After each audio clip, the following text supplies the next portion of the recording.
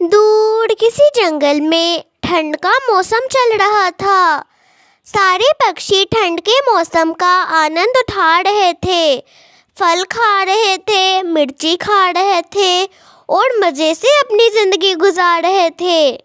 गोरी कौवी भी खेती बाड़ी का काम किया करती थी। इस बार उसने अपने खेत में कद्दू उगाया था। जग्गू जग्गू बेटा, चल अब हम लोग सारे कद्दुओं की कटाई कर लेते हैं। वैसे भी कद्दू अच्छी खासी उग गई है और कटाई भी जल्दी करनी होगी। वैसे भी इसे बेचने के लिए भी तो समय चाहिए। पहले इसे काटेंगे, फिर अच्छे से धोएंगे और फिर बेचेंगे। ठंड के मौसम में तो सारे सब्जी वालों की सब्जियां अच्छी खासी बिक जाती होगी। वैसे भी ठंड का मौसम ही तो होता है जिसमें हम लोग हर सब्जियां टेस्ट कर सकते हैं। और मेरी कद्दुएं तो 2-3 घंटे में अच्छी खासी बिक जाती है। हाँ माँ, हाँ, अब बिल्कुल सही कह रहे हो। ठंड के मौसम में ही तो मजा आता है अलग अलग सब्जियां खाने का।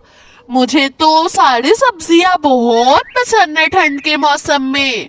और हम लोग का तो खुद का ही खेत है।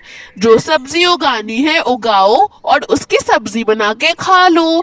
चलो मम्मी, अब कटाई भी शुरू करनी है। कटाई करके वे लोग सारी कद्दुएं अपने दुकान पर लगा देते हैं। सुबह से दोपहर हो गई थी, पर अभी तक उनकी कद्दू कोई नहीं लेने आया क्योंकि महंगाई बहुत बढ़ गई थी। तभी गोरी कौवी अपने बेटे जग्गू कौवे से बोलती है, जग्गू बेटा, सुबह से दोपहर हो गई है, हमारी एक भी कद्दू नहीं बिकी है। जब पहले हम सब्जियां बेचते थे तो हमारी सब्जियां तो 2-3 घंटे में ही बिक जाती थी, पर अभी तक तो एक भी कद्दू नहीं बिका। अब हम लोग क्या करें? कोई पक्षी आ ही नहीं रहा कद्दू लेने। हाँ माँ, सच में सुबह से दोपहर हो गई और हमारी एक भी कद्दू नहीं बिकी। मुझे बहुत बुरा लग रहा है। हम तो एकदम फ्रेश सब्जियां बेचते हैं, धोकर कटाई कर कर अच्छे से, और हमारी सब्जियां तो बिक ही नहीं रही है। वे लोग बात कर ही रहे होते हैं, तभी वहाँ लक्ष्मी चिड़िया आती है और कहती है, गोरी, ये कद्दू कितने के दिए? लक्ष्मी चिड़िया, तुम इतने दिनों बाद आई हो सब्जी मंडी सब्जी खरीदने को। अच्छा, मैं तुम्हें इसका दाम बता देती हूँ। ये ज्यादा महंगा नहीं है, सस्ता ही है। इसका दाम है 80 रुपए किलो। एक कद्दू 80 रुपए का है। हाँ गोरी कौवी, मैं सब्जी मंडी इसलिए नहीं आ रही थी क्योंकि सब्जियों के दाम तो आसमान को छू रहे थे। घर में जो रहता था वही बना के खा लेती थी, पर आज मेरी बहू का कद्दू खाने का मन किया। मैंने सोचा तुम्हारी दुकान पर ही पूछ लूं। जब तुमने बोला सस्ता है तो मुझे लगा कि 50 रुपए होगा, पर तुमने तो ऐसा दाम बताया कि मुझे हार्ट अटैक ही आ जाएगा। इसी तरह दिन बीतते गए। एक दिन लक्ष्मी चिड़िया की बहू रानो चिड़िया कहती है, माँ, आज मुझे फिर से कद्दू खाने का मन कर रहा है। शादी से पहले तो मैं खूब कद्दू खाती थी। कद्दू की सब्जी, कद्दू का साग, कद्दू की हर एक चीज खाती थी। आप जाके कव्वी आंटी से कद्दू खरीद लाए। मैं नहीं ला रही तेरे लिए कोई कद्दू वद्दू। मैंने कल दाम पूछा था कव्वी से, 100 रुपए किलो हो गई है कद्दू। तेरे लिए बीज ले आती हूँ कद्दू के। तू कद्दू के बीज अपने आंगन में छिड़क देना और उससे फिर कद्दू की फसल होगी तो उसी कद्दू को खाना।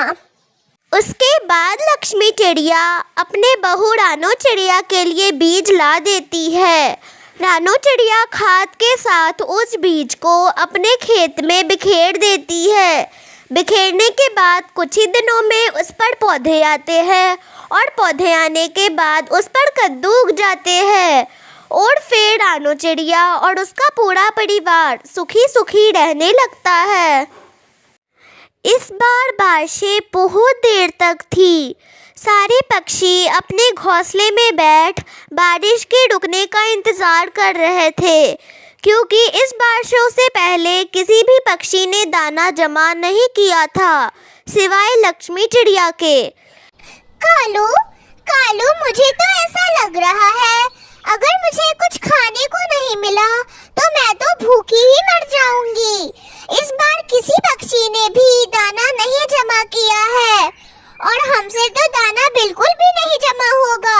हम कामचोर जो है। तुम्हें तो कम से कम दाना जमा करना चाहिए। आजकल तो तुम और भी निठल्ले हो रहे हो। कितने दिन हो गए मीठे फल खाए हुए। मैंने तो अच्छी खानों की खुशबू भी नहीं सूंघी है अभी तक। अगर तुमने नहीं सूंघी किसी अच्छे मीठे फल की महक, तो फिर मैं कौन सा चील का अंडा लेके बैठा हूँ। मुझे भी तो भूख लगी है। क्या करूँ मैं, सारे पक्षी भूखे हैं। बस एक लक्ष्मी चिड़िया ने ही सारा भोजन इकट्ठा किया है। हाँ, तो फिर यही सही है। जाओ और लक्ष्मी चिड़िया से कुछ दाने उधार मांग लाओ। अगर मुझे कुछ खाने को नहीं मिला ना, तो मैं यही मर जाऊंगी और तुम्हें भी मार दूंगी। जाओ मांग लाओ लक्ष्मी चिड़िया से कुछ खाने को। तुम्हें पता तो है गोरी, मैं लक्ष्मी चिड़िया से दाना मांगने जाऊंगा तो वो दाना कम देगी और बातें ज्यादा सुनाएगी। बोलेगी, कालू भैया, मैंने आपको पहले भी कितनी बार बोला है, हमेशा बारिशों से पहले हमें दाना जमा कर लेना चाहिए, पर फिर भी आप बात ही नहीं मानते हो। मुझे उसके पास जाने का बिल्कुल भी दिल नहीं करता है। हाँ, तो जाओ सुनाओ ज्ञान। बस थोड़े से ही तो ज्ञान सुनाएगी वो। उसके बदले में 2 गंदम के दाने भी तो मिलेंगे हमें। जल्दी से जाओ, मेरे पेट में चूहे कूद रहे हैं। उसके बाद कालू कौवा लक्ष्मी चिड़िया की ओर निकल पड़ता है। लक्ष्मी चिड़िया, तुम्हें तो पता है कि आजकल बारिशें कितनी जोर से हो रही है और हमें तो पता भी नहीं था कि इस महीने बरसात इतनी ज्यादा देर होगी। किसी भी पक्षी ने दाना जमा नहीं किया है और मेरे पास भी दाना नहीं है। घोड़ी को बहुत भूख लगी है और मेरे पास दाना भी नहीं है। क्या तुम मुझे उधार में कुछ दाने दे दोगी? मैं पक्का अगली बार से याद रखूंगा कि बरसात कब होने वाली है। यहाँ तक कि मैं बादलों से भी जाकर पूछ लिया करूंगा कि वो बरसात करने कब आ रहे हैं हमारे जंगल में। मैं सारे पक्षियों को पहले ही बता दूंगा, जिससे किसी भी पक्षी को दिक्कत नहीं होगी। बस तुम मुझे आज के लिए थोड़े से दाने दे दो। ऐसा सुनकर लक्ष्मी चिड़िया थोड़ा मुस्कुराती है और फिर गंदम के कुछ चंद दाने कालू कौवे को दे देती है। कालू कौवा गंदम के दाने लेकर अपने घोंसले में चला जाता है। क्या बोल रही थी लक्ष्मी चिड़िया? ज्यादा ही ज्ञान बांट दिया क्या उसने तुम्हें? अरे तुम वो सब छोड़ो, ये लो गंदम के दाने खाओ। मैंने सब कुछ उसे ही सुना दिया जो वो हर रोज मुझे सुनाती है। थोड़ा सा मुस्कुराई और फिर दे दिया मुझे गंदम का 2 दाना। चलो अच्छे से खाते हैं दाना। इसी तरह पूरा दिन बीत जाता है। अगले दिन भी बहुत जोर की बारिश हो रही थी। घोड़ी कौवी और कालू कौवे को फिर से भूख लग गई। कालू, तुम्हें भूख वूख नहीं लगती क्या? आज तो मुझे फिर से भूख लगी। आज क्या तुम फिर से जाओगे लक्ष्मी चिड़िया से दाना मांगने? नहीं, आज मैं फिर से नहीं जाऊंगा उस लक्ष्मी चिड़िया के पास पैर पड़ के दाना मांगने। आज कुछ ऐसा करना होगा कि लक्ष्मी चिड़िया भूखी रहे और वो हमारे पास दाना मांगने आए। चोरी करते हैं। आज रात को जब सारे पक्षी सो जाएंगे तब हम जाएंगे लक्ष्मी चिड़िया के घर और सारे दाने चुरा लाएंगे। वाह कालू, तुम तो बहुत अच्छा काम कर रहे हो।